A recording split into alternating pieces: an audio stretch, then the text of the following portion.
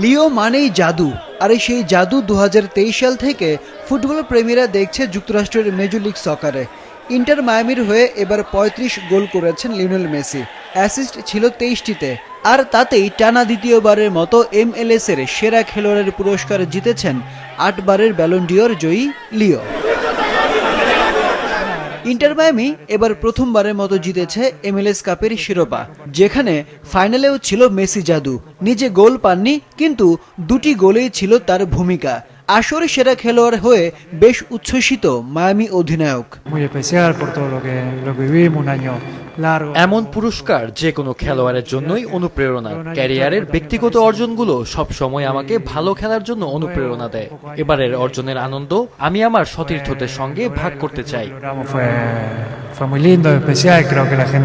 Major league সকারে এবার golden বুটও জিতেছিলেন Lionel Messi. 29 গোল আর 19টি অ্যাসিস্টেই এই পুরস্কার পান তিনি। লিগের ইতিহাসে দ্বিতীয় খেলোয়াড় হিসেবে মেসি জিতেছেন সবচেয়ে দামি খেলোয়াড়ের পুরস্কার। এর আগে 1997 ও 2003 সালে সার্বিয়ার প্রেকি কানসাস সিটির হয়ে এমন অর্জন করেছিলেন।